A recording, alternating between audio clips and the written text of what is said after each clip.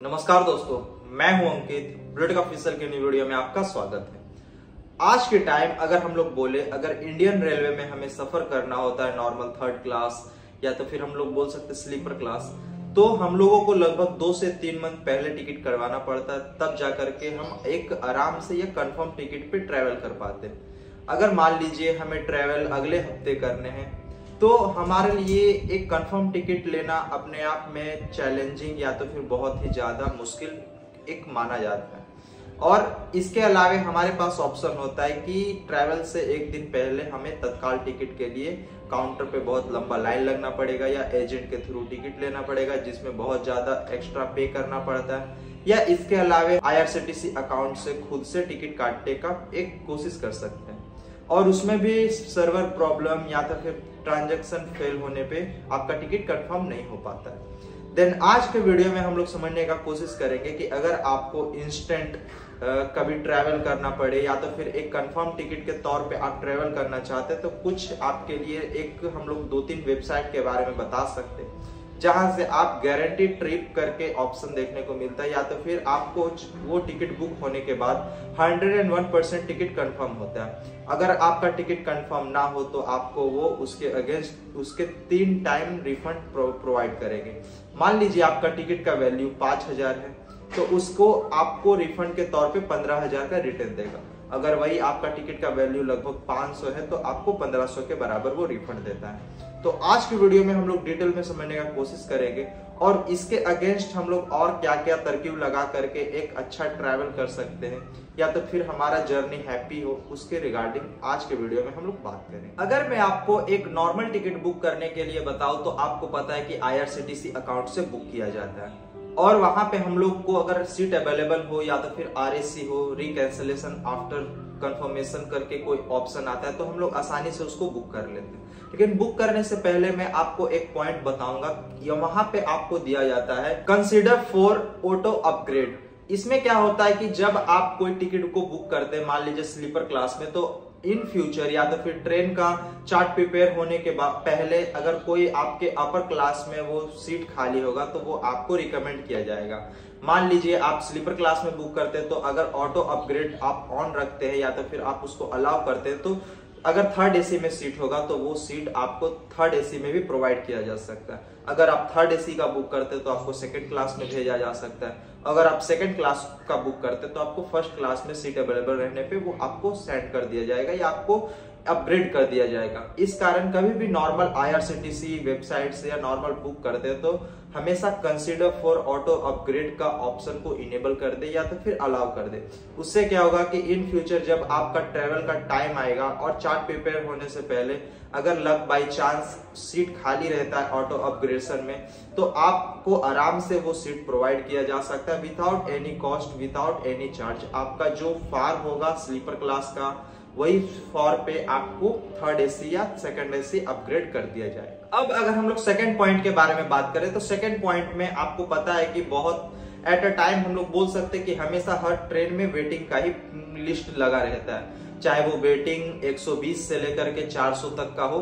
लेकिन लगभग ट्रेन में स्लीपर क्लास में आपको एक हम लोग बोल सकते हैं पॉइंट के तौर पे तो वहां पे आपको वेटिंग लिस्ट ही देखने को मिलता है। देन उसके लिए मैं आपको सबसे अच्छा वेबसाइट मेक माई ट्रिप आपको रिकमेंड करता हूं। वहां पे क्या होता है कि आपको एक गारंटीड ट्रिप करके ऑप्शन देखने को मिलता है, जहां पे आपका गारंटीड ट्रिप का मतलब हो गया कि वो टिकट आप अगर बुक करते हैं तो आपको 101% चांस है कि कंफर्म हो ही जाएगा और उसके अगेंस्ट वो कुछ चार्जेस लेते हैं गारंटीड ट्रिप का और उसके अगेंस्ट भी आपको बहुत बड़ा प्रोटेक्शन दिया जाता है। मान लीजिए वो टिकट कंफर्म नहीं होता है तो आपको उसके अगेंस्ट 3 टाइम रिफंड अमाउंट आपको रिफ्लेक्ट किया जाएगा।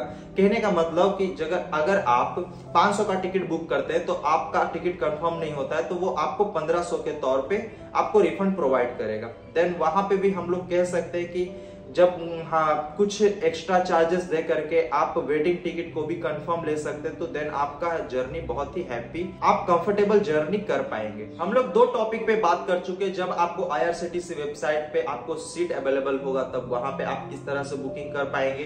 अगर सीट नहीं होने के बाद आप मेक माई ट्रिप पे आकर के गारंटीड ट्रिप के ऑप्शन को चूज करके वहां भी आप टिकट बुक कर पाएंगे।